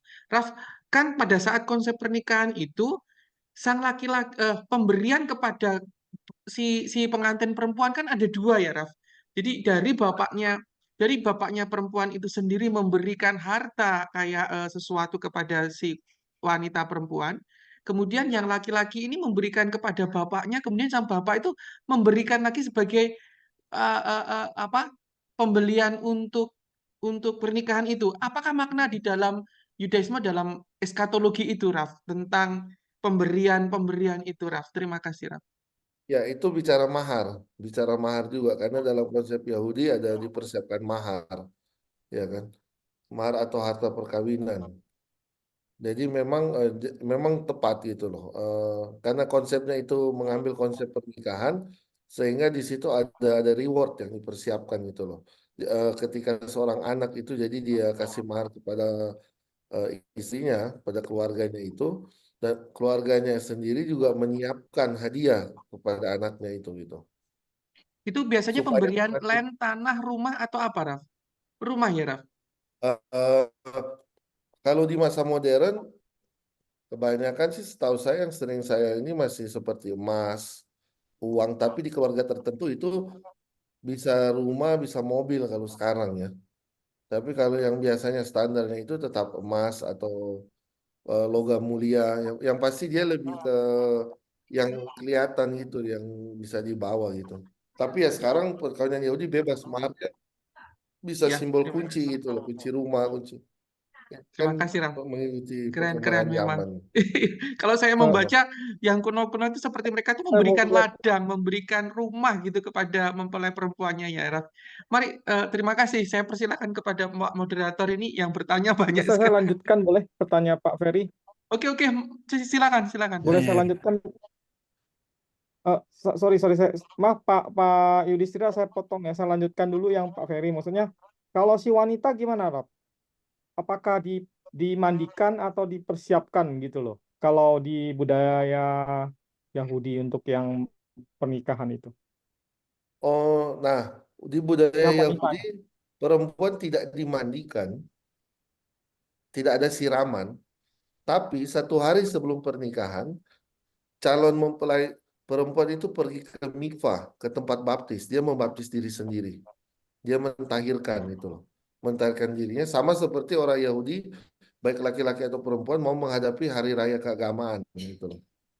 Jadi kita pergi ke kolam baptis untuk mentahirkan diri dulu gitu. Kolam yang sama juga digunakan untuk orang kalau perempuan setelah masa nida, masalah menstruasi, dia mentahirkan dulu di situ. Atau orang yang berpindah agama, yang konversi ke agama Yahudi, dia mentahirkan diri gitu. Itu hanya 1 hari aja tuh, Rob. Kan Iya, tadi katanya persiapannya 7 hari. enggak, 7 hari dia di rumah, dikurung, nggak boleh keluar, nggak boleh ketemu siapapun. Tapi 1 hari sebelum dia pergi ke tempat mikvah, dia pergi membasuh diri di situ. Cuma 3 kali dia cemplung, 3 kali aja dia cemplung, lalu dia pulang lagi ke rumahnya. Jadi dia menyiapkan dirinya sebagai mempelai dan dia melakukannya sendiri karena baptis Yahudi itu dilakukan sendiri karena dalam keadaan telanjang ya, keadaan bugil gitu. Oke, ya. Terima kasih, Rob. Jelas. Oke, terjawab ya. Rabi, mungkin diselingi dengan pertanyaan yang di chat room ya, Rabi ya. Oh ya, Ini ada yang bertanya dari Asia. Rabi, izin bertanya, jika Yudaism adalah agama Abrahamik pertama, maka kenapa ada cabang Yudaism yang ibadahnya ada gerakan sujud seperti Islam? Apakah itu termasuk cabang Yudaism yang terpengaruh oleh Islam? Apakah tidak ada teknis ibadah yang spesifik dan seragam dari awal adanya Yudaism? Demikian baik. pertanyaan. Saya bingung jawabnya gimana ya. Kalau soal memang di dalam komunitas Yahudi itu ada beda-beda, bukan beda-beda cara doanya. Kita doa sama. Cuma Yahudi di Timur Tengah kayak di Yaman gitu, mereka masih bertahan dengan cara doa Yahudi kuno, di mana ada proses seperti sholat memang, tapi itu bukan sholat. Kenapa? Nabi Musa sendiri ketika dia sujud ke tanah di zaman itu di Gunung Sinai kan belum ada agama Islam ya. Jadi tentu tidak terpengaruh oleh agama Islam. Cuma memang dalam debat-debat agama sekarang, kalau bicara puasa, bicara sujud, bicara apa itu langsung dilarikan ke agama tertentu. Padahal sebenarnya ini cara-cara yang sudah dilakukan juga oleh nabi-nabi yang ada di dalam agama Yahudi juga ribuan tahun sebelumnya gitu. Jadi cara apapun yang dilakukan ini nothing to do gitu. Buat saya dengan ajaran agama Islam, kalau dibilang terpengaruh tentu tidak, karena memang dibilang agama Abraham pertama karena faktor kelahirannya ya, memang agama Yahudi duluan, baru agama Kristen dan agama Islam gitu loh. Jadi kalau ada soal saling mempengaruhi, ya mungkin mereka sholat karena mereka melihat seperti apa Abraham atau atau Nabi Musa sujud dan mereka ikut caranya misalnya kan. Kemudian itu diikuti oleh nabi mereka. Tapi yang pasti dilakukan oleh leluhur bangsa Israel tanpa terpengaruh agama agama yang ada sekarang gitu loh pastinya untuk jawaban ini. Tapi kalau dibilang teknis ibadah dan seragam itu kita punya gerakan yang seragam, cuma bedanya kayak sinagoga di Eropa, di Amerika itu kita pakai kursi, tapi sinagoga di Yaman itu masih duduk di lantai. Karena tradisi di Yaman itu kan ya kayak hampir seperti orang di masjid gitu kan. Jadi tergantung budaya setempat juga itu mempengaruhi. Terima kasih. Juga ini pertanyaan lagi dari Pajar Taumbanua. Pertanyaannya, apakah persembahan sulung dan perpuluhan masih relevan di zaman sekarang? Apakah Lewi sama dengan pendeta zaman sekarang, di mana perpuluhan atau persembahan sulung menjadi persembahan yang dikhususkan untuk pendeta atau Lewi? Dan yang kedua ini sama sepertinya, izin Ya, tanya bagaimana memahami perpuluhan dalam konsep masa kini, Rabi? baik. Demikian pertanyaannya. Oke, saya harap penjelasan saya tidak disalahartikan ya. Karena ini saya menjawab sesuai kapasitas saya gitu loh. Jadi Baik. setelah Bait Allah tidak ada di Yerusalem dan orang Yahudi dibuang dari tanah Israel, orang-orang Yahudi tidak lagi melakukan persepuluhan. Persepuluhan yang diperintahkan di dalam Taurat tersebut. Kenapa? Karena satu tidak ada tempat membawanya, yaitu Bait Allah. Kedua, orang Lewi sudah tidak bertugas, bukan tidak eksis. Ada orang Lewi saat ini, tapi tidak bertugas lagi, sehingga persembahan ini tidak bisa dilakukan. Ada sebagian orang Yahudi di Israel saat ini masih melakukan persepuluhan itu, tapi diberi ke fakir miskin hasil ladangnya. Jadi masih ada karena nggak boleh kalau kita tidak pisahkan itu dia jadi tafel, dia jadi haram semua. Jadi buah harus dipisahkan hasilnya terumot. Kita tidak ada lewi itu sebagian masih dikasih ke orang miskin atau ke sesuai dengan di Torah, tapi tidak diganti dalam bentuk uang. Nah, pertanyaannya sekarang, bagaimana pengelolaan di sinagoga? Di sinagoga kita kenal ada namanya perpuluhan kesef atau perpuluhan uang. Ini bukan mengambil perintah di Torah, tapi ini lebih ke persembahan iuran anggota sinagoga. Jadi kalau saat ini di gereja ada persembahan uang, di sinagoga juga ada. Saya tidak menutupi fakta itu. Tapi ini bentuk bentuk untuk iuran member gitu loh. Jadi ini bukan melanjuti persembahan persepuluhan yang diperintahkan Tuhan untuk orang Yahudi di Israel dulu, tapi ini lebih ke tujuannya yaitu untuk ya sebagai member dari sinagoga gitu loh. Dan ini biasanya sudah disepakati lewat aturan bersama ADART, jadi tidak perlu buat saya tidak etis dikhotbahkan gitu loh. Karena di sinagoga ya maksud saya tidak pernah kita ini udah kewajiban sendiri dan dia lebih bersifat sedekah gitu. Jadi sedekah artinya dan ikhlas gitu. Nah, kalau teman-teman Kristen ingin bertanya, saya sih hanya merujuk ke sejarah gereja mula-mula. Orang Kristen mula-mula tuh nggak kasih perpuluhan, tapi mereka kasih 100% di kaki rasul gitu loh. Jadi bisa kasih lebih gitu. Jadi buat saya daripada kita ribut masalah persepuluhan, cuma kenapa Anda mau batasi Anda kasih 10 kalau Anda bisa kasih 100% misalnya kan. Atau mau kasih 50%. Jadi isu ini bukan soal boleh atau tidak boleh, tapi ini kembali lagi kepada soal soal masalah keanggotaan dengan tempat ibadah tersebut gitu loh.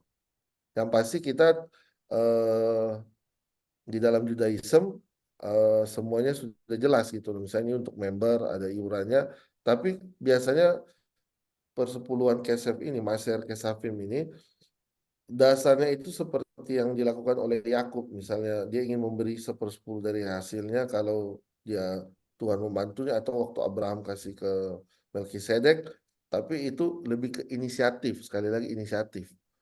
Jadi tidak perlu kita berdebat boleh tidak boleh, namanya kalau kembali ke inisiatif orang, ya kan, inisiatif orang itu kebebasan gitu, orang mau memberi 20, 30, 50 sampai 100% pun itu biarlah itu menjadi kebebasan orang gitu loh.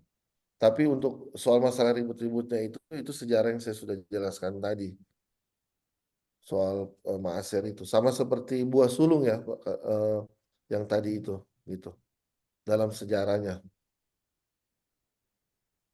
Iya, kalau bilang bukan diwajibkan, artinya itu diwajibkan untuk aturan ADART saja, tapi kita tidak melihatnya itu seperti gini loh, simpelnya ya.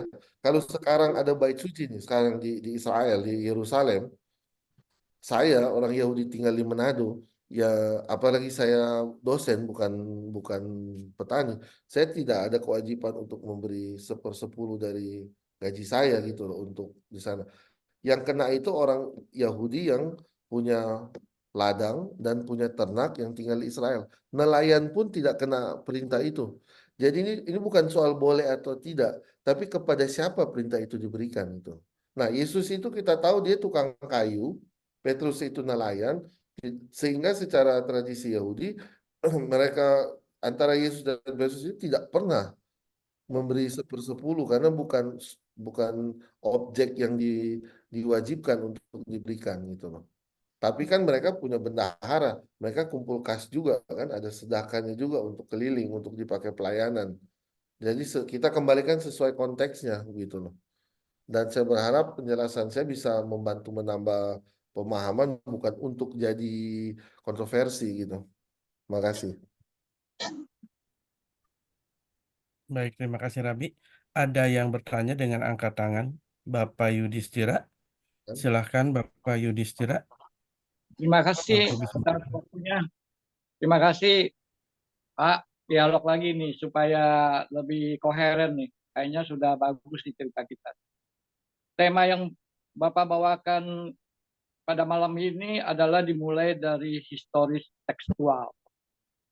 Nah, artinya tentang perkawinan tadi itu saya mau merespon. Jadi saya mulai dari historis tekstual ya, saya tidak ke tengah ke belakang. Saya melihat dari sana mulai. Artinya itu perkawinan itu bukan perkawinan eskatologi, tetapi itu adalah satu dimensi pengetahuan eklesiologi, mengajarkan tentang gereja dalam Kristus. Berarti eklesiologi di situ ada kristologinya, bercerita tentang Yesus pada saat itu. Nah, setelah kalau kita memahami tentang itu, kalau ada di zaman sekarang, artinya orang Yahudi sudah mengalami yang kedua kali ketika Yesus bangkit. Bagi kita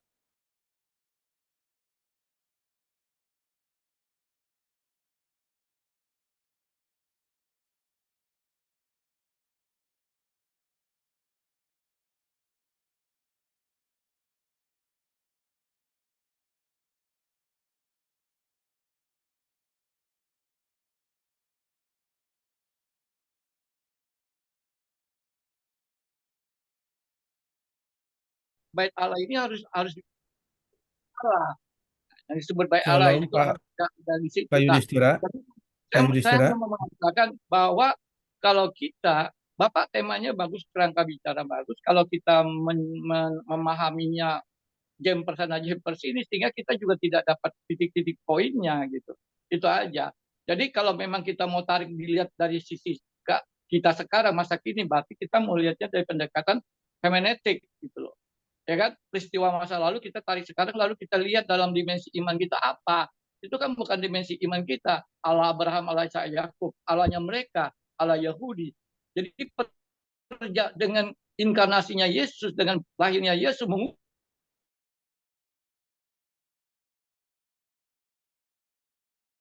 ubah perjalanan saya ya kan dari Pak, segala cara. Terima kasih atas waktunya buat saya dialog. Terima kasih Pak.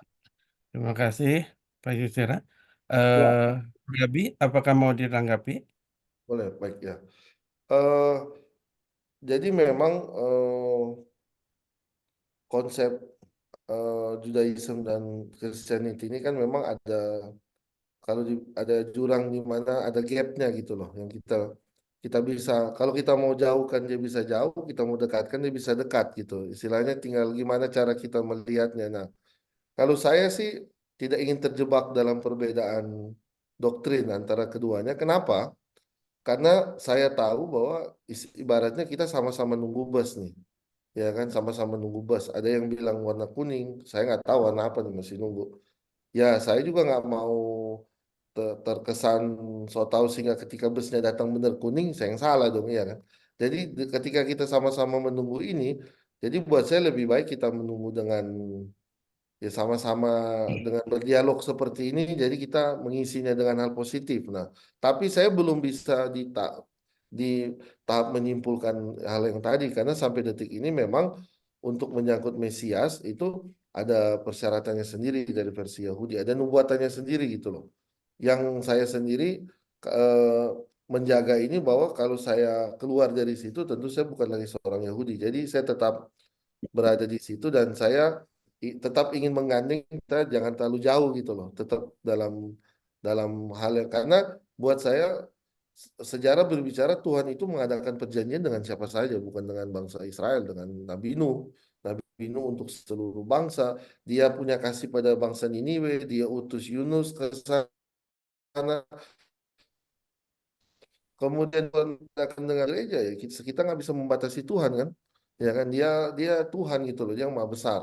Makanya saya tidak mau terjebak di mana yang paling betul atau saya yang paling betul. Saya selalu tidak mau masuk ke ranah itu karena buat saya ya intinya selama kita masih punya keyakinan bahwa kitab yang kita pakai ini firman Tuhan, divine, sebuah hal yang divine, dua lobato itu hal yang divine. Saya dan Pak Yudhistira Imani itu ya hukum Yahudi membolehkan saya berdialog dan mengajar soal kitab suci kepada saudara-saudara Kristen selama kita meyakini ini divine. Beda kalau mulai salah satu mengaku ini nggak divine nih. Kitab suci bisa saja salah nih. Misalnya ada pendapat begitu. Alkitab bisa keliru. Wah, saya mundur. Nggak bisa saya dialog begini nih. Kalau Alkitab udah disalah-salahkan ya kan. Tapi Ya, selama betul. kita berdua sepakat itu Betul. kitab suci, ya kita masih bisa duduk. Tinggal kan we can agree with disagree gitu loh. Nggak harus agree dalam segala hal. Itu kalau tanggapan saya ya. Nah, Ya. ini ada pertanyaan di chat nih sangat menarik ya dari Pak Dave ya. Saya setuju Ya. juga kita. Kesimpulan kitab suci kan belum selesai, masih berdialog, dia masih berkata. Ya, betul. Dalam hal itu makanya kita masih menjalani apa yang we doing our part and then let God doing his part lah, ya kan Pak? Yang bisa kita lakukan gitu loh. Nah, boleh saya jawab yang ada di chat nih? Baik, silakan Pak. Silakan Rabi. Apa pernah diteliti mengapa hanya yang punya ladang? Ya jawabannya simpel karena dalam Ulangan 14 ayat 22 dalam bahasa Indonesia kan cukup jelas, haruslah engkau benar-benar mempersembahkan 1/10 dari seluruh hasil benih yang tumbuh di ladangmu, bukan tumbuh di, di kolam yang ada di kolammu. Jadi kita orang Yahudi melakukan mitzvah itu sesuai yang Tuhan perintah. Tuhan suruh taruh ayat Alkitab di tiang rumah ya kita bikin, ini susah kita taruh di tiang pintu. Tuhan suruh kita pakai bikin kotak kecil, kita pakai ikat di tangan, tefilin ya kita bikin. Tuhan suruh membawa hasil ladang, ya kita bawa hasil ladang. Masa kita bawa hasil toko gitu loh, istilahnya kan.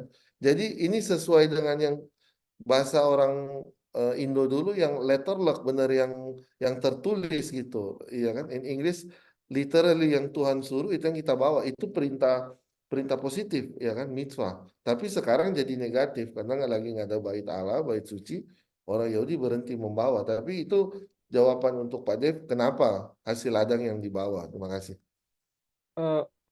Rabi, saya mau nyambung lagi. Kalau begitu yang apa namanya, yang lainnya itu tidak membawa. Apakah ada keseimbangan jadinya? Maksudnya kayak peternak, nelayan atau mungkin guru saat itu atau yang lain-lainnya gitu, atau memang saat itu sebagian besar mereka penduduknya hanya bertani, bercocok tanam. Kan tidak adanya ketidakkeseimbangan jadinya, maksudnya wah cuman saya doang yang petani yang memberikan 10% atau gimana gitu. Saya bertanya begini, saya pengen lebih mengenal budaya Yahudi karena kan dengan begitu bisa tahu Alkitab itu, penjelasan Alkitab itu seperti gimana. Terima kasih. Baik. Memang kalau kita lihat selain hasil apa ini hasil ladang juga ada hasil ternak kan kalau kita baca kan.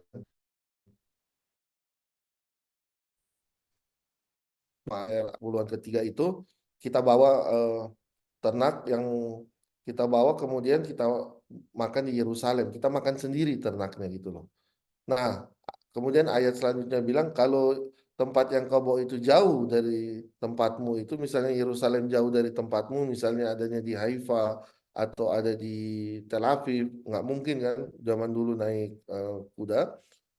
Boleh kau jual hasil ternakmu itu dan kau bawa apa, uangnya kau bawa ke Yerusalem, kau beli lagi, tebus lagi. Jadi kalau you bawa 2 sapi, jual 2 sapi, tebusnya 2 sapi di Yerusalem dan kau makan bersama dengan keluargamu di hadapanku. Nah, itu ada perpuluhan ternak.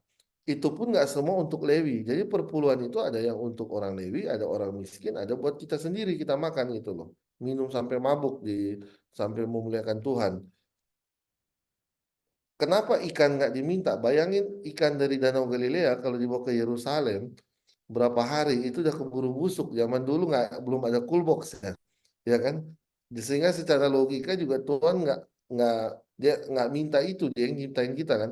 Nah kalau minta dari tukang kayu dia mau minta apa gitu loh. Kecuali memang untuk bait suci ya dia bisa minta harus buat dari perkakas apa semua, tapi itu bukan perintah persepuluhan. Jadi semua ini sudah dipikirkan oleh Yang Maha Kuasa gitu.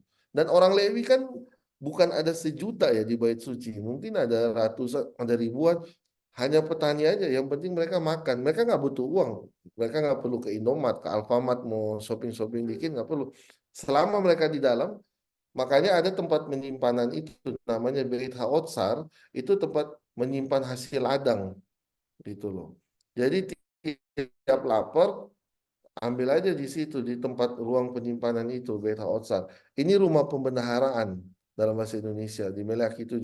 Jadi itu yang harus dipenuhi oleh petani-petani Yahudi. Tapi di zaman Yesus di Matius 23 ayat 23, orang Farisi yang terlalu cinta Tuhan, dia bukan cuma bawa memang hasil ladang yang dia bawa, tapi bukan seperti gandum, bukan lagi anggur, bukan lagi kurma, sampai bumbu dapur dia bawa. Makanya kan waktu Yesus menegur orang Farisi di Matius 23 dia bilang, kamu bayar persepuluhan dengan adas manis, jintan, itu kan hasil ladang, tapi masih dibawa gitu loh. Tapi kau yang satu mitzvah Torah, perintah Torah, yang satu kau bikin, yang satu tidak kau bikin. Jadi kalau mau bikin mitzvah itu harus semua gitu loh maksud Yesus. Dan ini benar-benar perintah seorang rabi kepada siapapun kalau bikin Torah yang benar. Jangan bikin satu, yang satunya enggak. Jadi dari Matius 23 ayat 23 jelas bahwa persepuluhan pun yang dilakukan di zaman Yesus tetap masih hasil ladang. Jintan, adas manis, dan apa itu kan ada 3 kan kalau tidak salah gitu. Jadi itu seperti itu. Kenapa hasil ladang gitu. Kalau yang lain-lain ya enggak, mungkin kurang diperlukan ya. Yang lain masih bisa kan. Jadi persepuluhan itu istilahnya agriculture offering itu khusus untuk yang agriculture. Raja nggak diminta kasih persepuluhan. Di zaman itu apakah ada profesi lain? Ada pemungut cukai, ada nelayan, ada kalangan religius, ada yang punya hotel, ada yang maaf ya bahkan ada hal-hal yang negatif, negatif seperti pelacur dan lain-lain. Tapi kan ya nggak mungkin diminta itu, dan yang lain juga tidak diminta karena memang mereka punya kewajiban lain gitu loh. Di hari misalnya yang yang rabi atau yang punya ikan, yang punya apa, nggak disuruh persepuluhan, tapi 3 kali setahun mereka harus ke Yerusalem dan nggak boleh tangan kosong, harus bawa. Di situ bisa ada uang gitu loh, bisa ada korban gitu. Orang Lewi juga butuh ada korban kan untuk mereka makan Paskah, domba dan lain-lain. Tapi intinya terumahnya, persembahannya bisa dibawa di situ gitu. Jadi dari 613 mitzvot atau 613 perintah Taurat itu dibagi untuk raja, untuk petani, untuk ini orang umat biasa. Jadi Tuhan tuh adil, ya udah atur semua pembagiannya semasyarakatnya. Tapi memang kenapa selama ini banyak teman-teman Kristen nggak paham ini? Tadi ada ditanya bahkan soal buah sulung juga. Yang memang selama ini ada kekosongan budaya Yahudi yang banyak tidak kurang dipahami, sehingga ketika terjadi perdebatan ini sumbernya maaf ya, tarik kiri tarik kanan, jadi nggak jelas itu loh contohnya. Tapi kalau kita berangkat dari dialog begini, teman-teman Kristen jadi lebih di backup dengan kebudayaan latar belakang itu sendiri gitu loh. Jadi jawabannya udah ada di situ, nggak perlu cari-cari alasan yang nggak not make sense gitu loh. Ya jelas, Rabi. Ya betul juga sih, memang jamuan itu mungkin ya untuk hanya ladang itu kan untuk mengenyangkan ya. Jadi yang lain-lainnya mungkin tidak terlalu sangat diperlukan mungkin. Betul juga sih. Ya, saya Ya, mengerti. Ya, terima kasih. sama-sama. Baik, puji Tuhan. Baik, Rabi, sudah tidak ada penanya lagi dan waktu juga sudah menunjukkan ini. Apakah masih ada statement closing statement dari Rabi untuk kita semua? Oh ya, baik. Terima kasih atas kesempatan yang diberikan. Dalam kesempatan ini saya ingin bersyukur masih dipercayakan untuk membawakan materi tentang Judaism. Saya berharap kita tidak bosan-bosan, tidak capek, karena ini adalah waktu yang berharga buat kita untuk kita bisa saling menggali, kita sama-sama belajar, dan kita sama-sama bisa memahami firman sesuai dengan konteksnya, sehingga jangan sampai terjadi debat-debat kusir, terjadi hal-hal yang akhirnya harus terjadi bullying kepada hamba-hamba Tuhan. Saya berharap dari teman-teman di sini bisa belajar, semoga bisa menular juga, bisa membawa edukasi, bisa mengedukasi teman-teman lain. Jadi tidak ada lagi hal-hal yang, dan kita jaga untuk saling menghormati satu sama lain. Jangan apapun agama itu pasti tujuannya semua baik. Tinggal kita memahami konteks panggilan kita gitu loh. Visi misi kita dilahirkan di dunia ini untuk jadi apa? Semoga kita semua bisa jadi terang dan garam buat dunia ini. Tuhan memberkati. Puji Tuhan, terima kasih Rabi untuk berkat yang diberikan, baik materi, baik setiap jawaban yang diberikan, sangat memberkati, sangat membuka wawasan kami semua. Terima kasih Rabi untuk pelayanannya malam hari ini, Tuhan memberkati. Baik Bapak Ibu, puji Tuhan, malam hari ini kita semua diberkati dengan begitu banyak. Malam hari ini kita ditambah-tambahkan wawasan lagi, pengertian, pengetahuan, dan bekal kita untuk semakin hari bertumbuh, untuk kita melayani Tuhan lebih lagi. Puji Tuhan karena waktu sudah menunjukkan kita selesai. Kita akan akhiri pertemuan kita malam hari ini dan kita akan tutup dengan doa. Boleh dengan kasih Bapak Jonitan untuk tutup dalam doa, Bapak Joni.